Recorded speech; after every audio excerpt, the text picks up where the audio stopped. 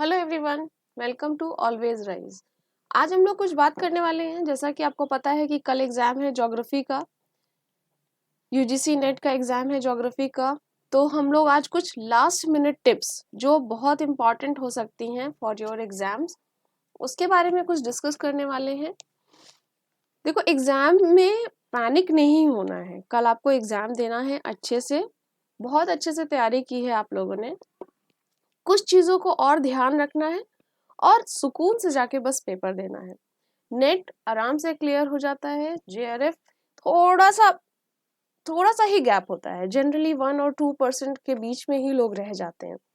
तो इस 1 और 2% में जिनका क्वेश्चंस गलत हो जाते हैं, वो कैसे उसको मिनिमाइज करना है, किन किन बातों का एग्जाम के ड्यूरेशन में ध्यान रखना है, वो सारी चीजें आज हम लोग डिस्कस करते हैं। ठीक है, तो सबसे पहली बात जो मोस्ट इम्पॉर्टेंट है कि सेकेंड थॉट से बचो। ज्यादातर बच्चे ये बोलते हैं कि जब उनको सेकेंड थॉट आता है तब उनका क्वेश्चन जनरली गलत हो जाता है। ठीक है, अगर आप पहले उसको सही कर रहे होते हो लेकिन सेकेंड थॉट आते ही वो क्वेश्चन को गलत हो जाता है, या फिर आप उसको दोबारा पढ़ लेते हो, ज्यादा दिमाग लगा लेते हो और वो क्वेश्चन गलत हो जाता है। तो सेकेंड थॉट से बचना है। सेकेंड थॉट आपको तभी लाना है जब आपको ये लगता है कि बिल्कुल भी नहीं पता है, उस क्वेश्चन के बारे में आपने कभी उस चीज को सुना ही नहीं है। जब ब्लाइंड तुक्का लगाना है तब सोचो ठीक है, ये भी हो सकता है, वो भी हो सकता है।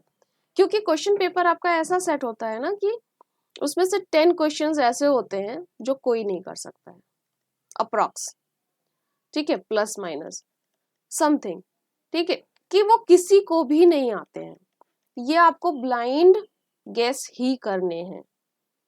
यहाँ पे आपको गेस वर्क ही चलता है। ठीक है, तो यहाँ पर आप ठीक है गेस करना है तो आप ठीक है।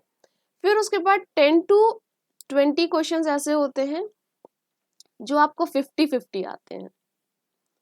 50% आता भी है और 50% आपको डर लग रहा होता है कि शायद ये नहीं भी हो सकता है, या फिर 2 ऑप्शन आप एलिमिनेट कर देते हो, 2 ऑप्शन में आपको डाउट रहता है। ये कुछ क्वेश्चंस ऐसे होते हैं। बाकी 60% तक तो सभी का जनरली हो जाता है। 50 to 60% जनरली जो तैयारी करके गए हैं या फिर ज्योग्राफी जिन्होंने पढ़ी है, जो भी सब्जेक्ट भी पढ़ा है, कोई भी सब्जेक्ट, तो 50 to 60 हो जाते हैं क्वेश्चंस, आई थिंक। और आपकी कट ऑफ जो होती है वो 60 से 70 के बीच में ही होती है। तो आपको बस ये 10 नंबर के गैप को ब्रिज करना है, या 10 क्वेश्चन के गैप को आपको ब्रिज करना है। तो इसको ध्यान रखना है कि आपको 10 क्वेश्चंस या 10% पे फोकस करना है कि जो क्वेश्चंस ह्यूमन एरर की वजह से गलत हो जाते हैं वो नहीं करना है, आते हुए क्वेश्चंस गलत हो जाते हैं वो नहीं करने हैं, सेकेंड थॉट से क्वेश्चन गलत हो जाते हैं वो नहीं करना है। Next very very important thing is जो भी एक्सट्रीम स्टेटमेंट्स हैं, ठीक है, उसको आपको दोबारा पढ़ना है। जैसे कि second important thing is extreme statements या एक्सट्रीम वर्ड्स, जहां पे भी लिखे हो स्टेटमेंट्स,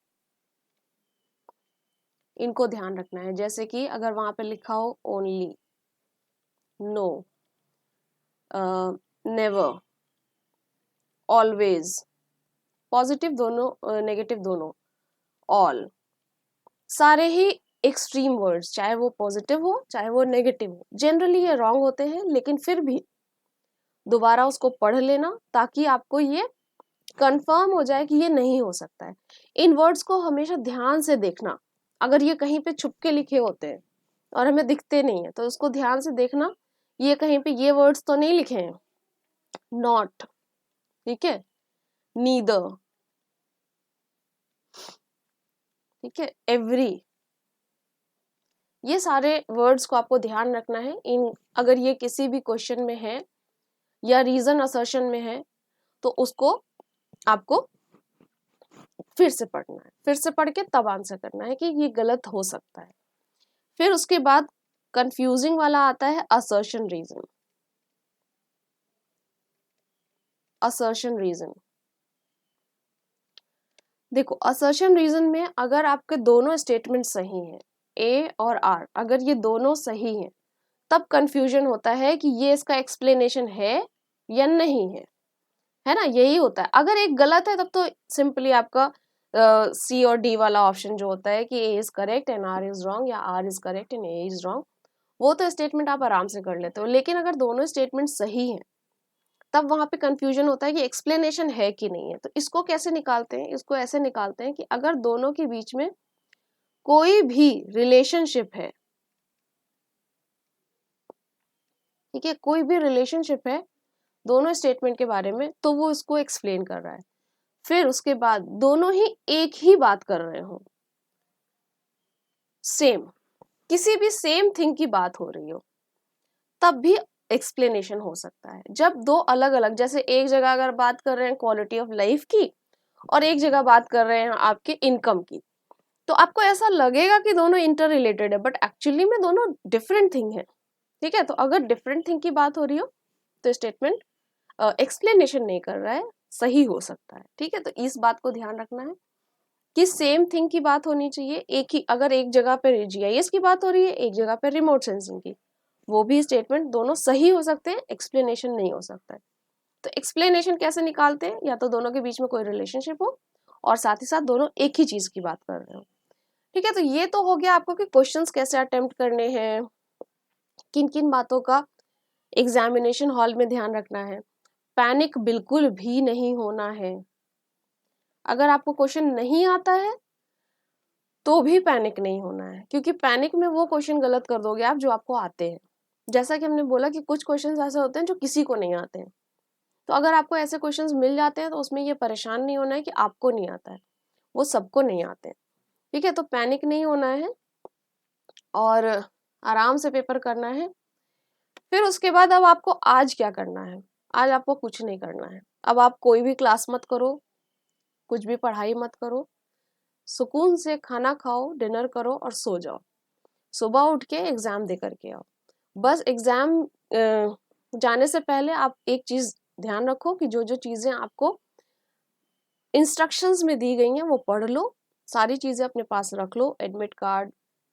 अब तो आपका कंप्यूटर बेस्ड टेस्ट है, तो ये भी नहीं है कि आपको पेन ले जाना है, या ये जो जो चीजें इंस्ट्रक्शंस में दी गई हैं वो अच्छे से पढ़ लो, वो सारी चीजें अपने पास रख लो अच्छे से। कल जाओ, एग्जाम दे के आओ। All the best from my side. Thank you so much. इतने दिनों से एक बहुत लॉन्ग जर्नी हो गई हमारी, हम लोगों की, साथ साथ पढ़ाई करते हुए। अब कल एग्जाम है, अच्छे से पढ़ाई करो, अच्छे से एग्जाम दो, अब पढ़ाई मत करो है ना। और कल आके अपने एक्सपीरियंसेस शेयर करो, कैसा रहा एग्जाम, क्या चीजें पढ़ाई हुई आई, क्या नहीं आई, कितनी आपने जो प्रैक्टिस की थी वो आया। वो बातें हम लोग कल करेंगे, फिलहाल आप लोग रिलैक्स करो। ठीक है, thank you so much, bye bye, take care, good night everyone.